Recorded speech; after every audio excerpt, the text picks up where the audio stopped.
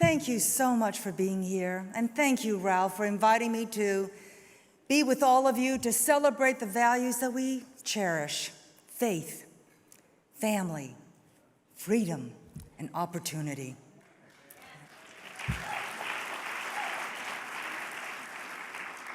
Looking out over this audience, it is so deeply encouraging to see so many leaders committed to making a real difference for our country by living these touchstone values. Every word, every action in service of these timeless principles create a ripple effect throughout our society and our country, and it strengthens the foundation of who we are as Americans.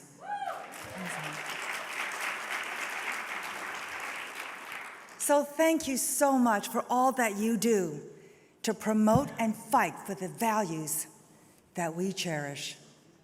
This morning, let me share some thoughts on how government leaders and policymakers can put these principles into action. You know, one of the most important things that governments can do for families is to create the environment, the climate for growth so that the economy can expand and create more jobs. And that means letting families keep more of their hard-earned dollars and reducing unnecessary burdens that hamper investment and job creation.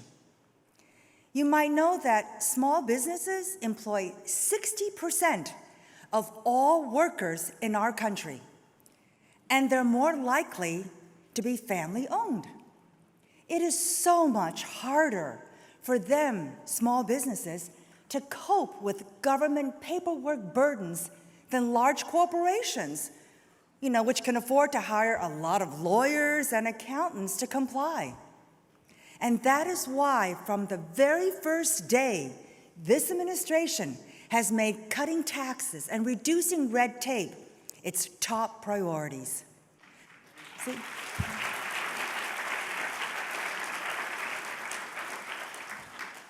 And the results have been spectacular. The month of May's unemployment report shows that we have historically the lowest unemployment rate ever at 3.6%. So go ahead. It's so good, I'm going to repeat it again. So our monthly employment numbers show that in the month of May, the unemployment rate was 3.6%. This is the lowest rate in over 50 years. And now we can clap.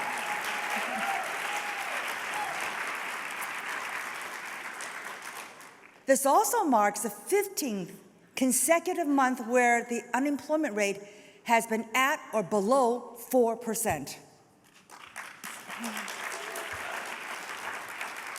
And even better, the number of job openings exceeded the number of unemployed Americans by the largest margin on record. And remember, I used to be the Secretary of Labor, so I know these numbers. And you'll be pleased to know that at the Department of Transportation, we are doing our part to free the economy of unnecessary burdens. We've taken a careful look and found that safety, our #1 priority, can be protected and enhanced by ensuring that government funds, are spent making things safer, not generating needless paperwork.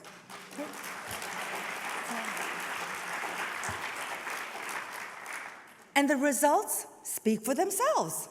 The department has gone from imposing approximately $3 billion in new regulatory cost every year.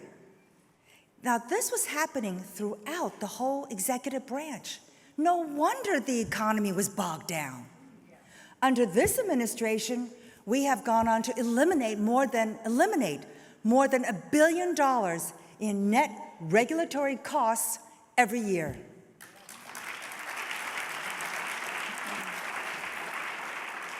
And that's why the economy is doing so well. And in fact, the Department of Transportation is rated #1 in the cabinet for reducing the number of regulatory burdens.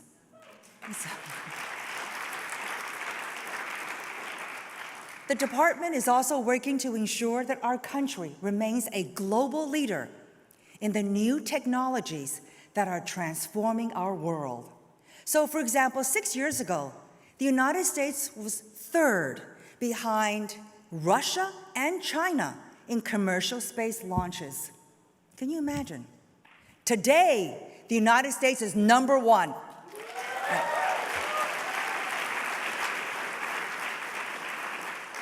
And this is an effort spearheaded by the President, the Vice President, and also led by the private sector, whom we now support rather than oppose.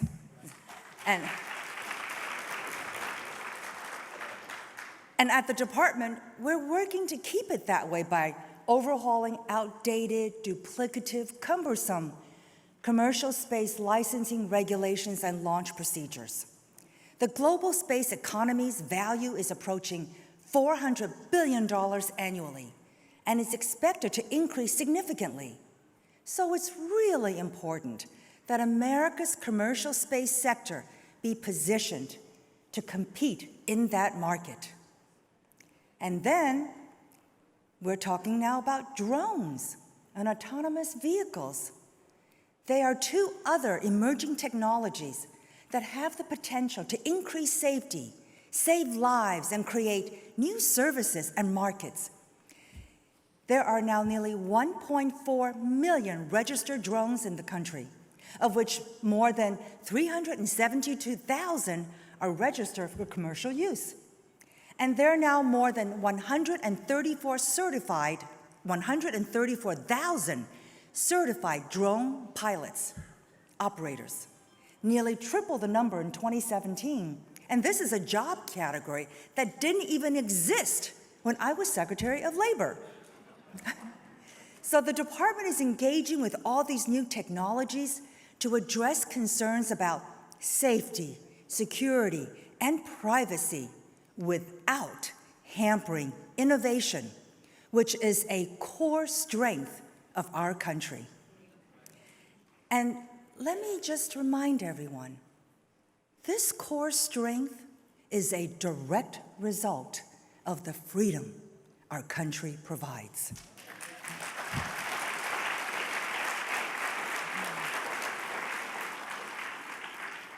It is a magnet for people worldwide, my family among them.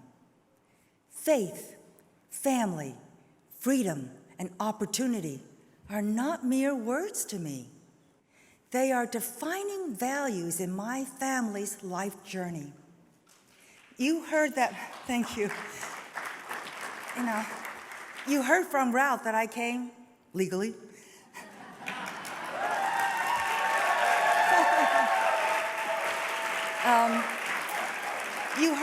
You heard Ralph say that I came as an 8-year-old.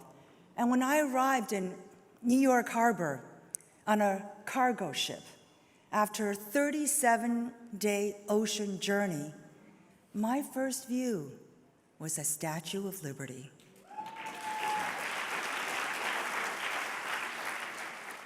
That momentous journey was made possible because of my parents' strong faith, which was integral to our family's progress in America.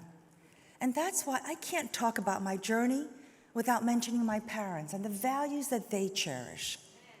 And I hope that you'll let me share a bit of my family story this morning, because first of all, my parents are Americans. They're Americans of Chinese heritage.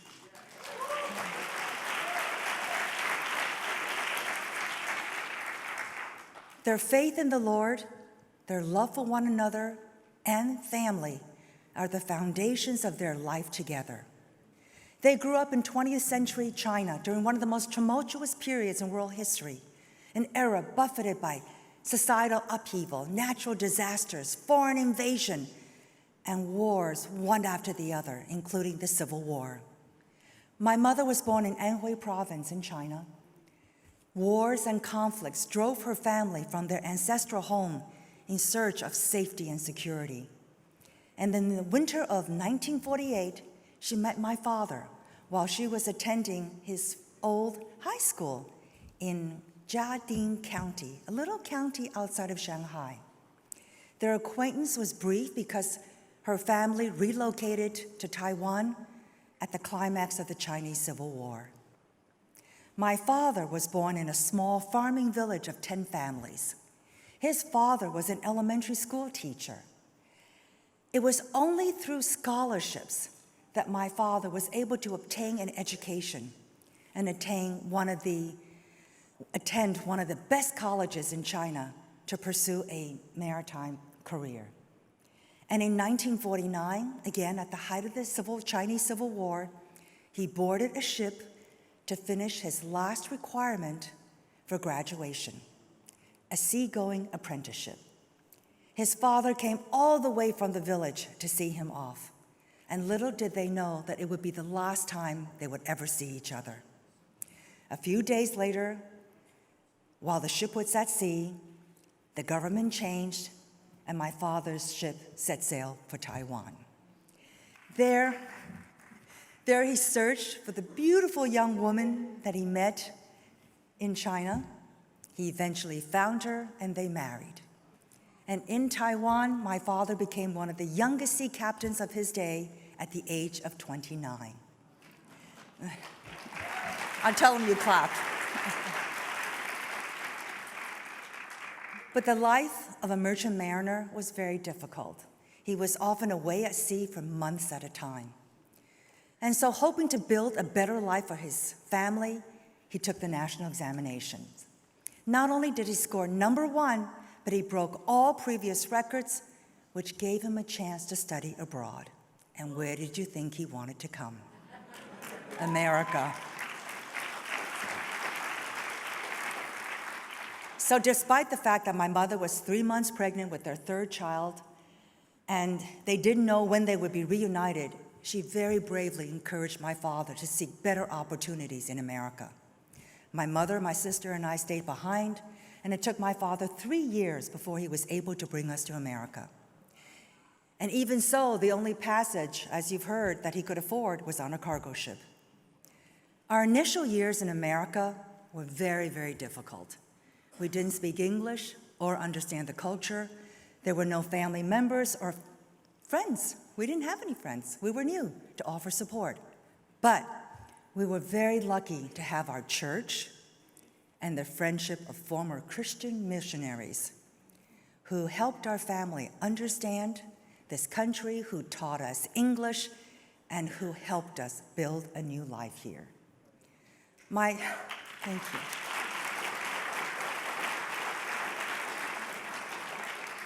My sisters and I always felt secure and loved, even though now, in retrospect, we were very poor, because my parents never lost their hope, their optimism, their faith in God, and also faith in America's promise of opportunity.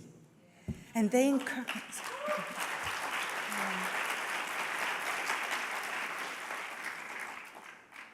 encouraged us to contribute to society and to bring honor to our family and country.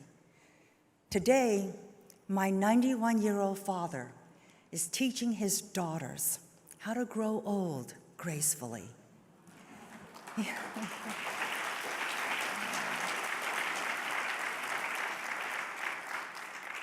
He has a kind, generous, and grateful heart. He lives his faith in God every day. And my mother, who returned home to the Lord in 2007, is still the love of his life. While we were growing up, my parents never missed a single important event in their children's lives, even as my father held down 3 jobs. My parents and I came to America armed only with deep faith in the basic goodness and kindness of this country and the opportunities and freedom that it offers. My family are patriotic Americans who have led purpose-driven lives and contributed much to this country. They embody the American dream, and my parents inspired all their daughters to give back to this country. So thank you so much again for fighting for the values that we cherish, which makes America great.